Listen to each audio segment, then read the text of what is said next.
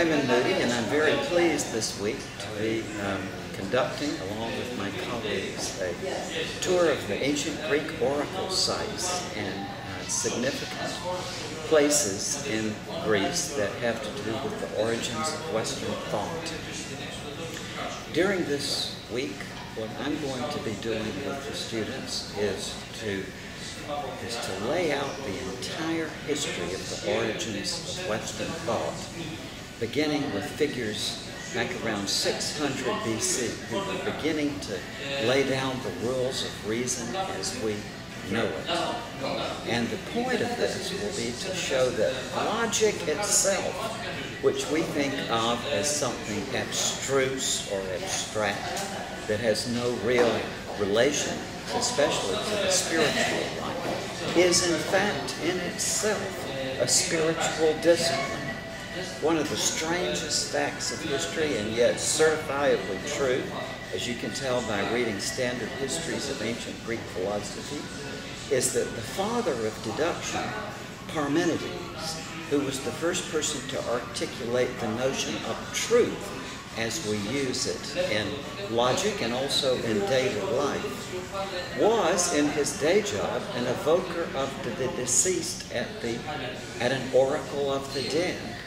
During one of his numerous trips to the next life, in which he would isolate himself in a cave and lie stock still, and of course, as we can imagine, have visionary voyages into the other world.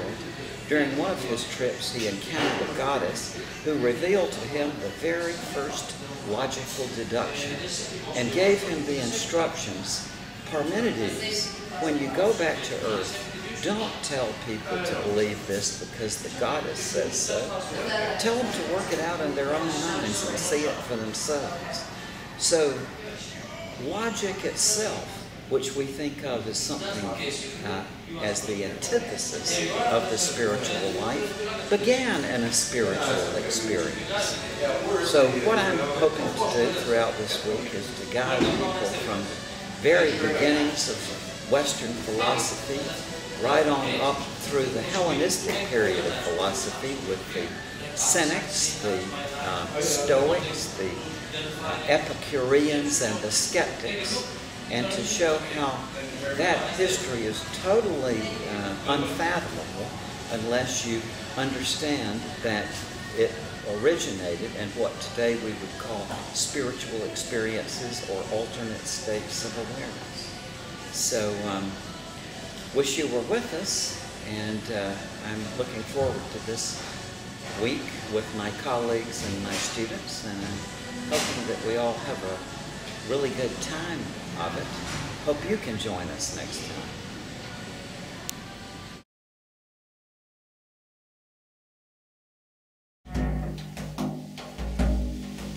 Hello there, friends. Friends of Wisdom University, this is Bruce Silverman. And I'm in Greece with a bunch of amazing people from the university. Not too far from Rumi, actually. Rumi lived not too far from here, and he said people are going back and forth across the door sill where the two worlds touch. The door is round and open, so don't go back to sleep. So we're over here really exploring the place where the two worlds touch. The world we live in, which is in trouble, and the world of dreams, and the world of the dead, and of prophecy, and of Delphi, and of Epidaurus, and I'm pretty excited to be here. My one impression today that's the most impactful is walking by the Acropolis, because it dominates the landscape of the city. Everywhere you go, you see the connection to the gods and goddesses as the primary event. Would that our cities would be like that. In fact, that's where our world needs to go, is to make our world as connected to the other world and the sacred world as it is right outside this hotel and up the street.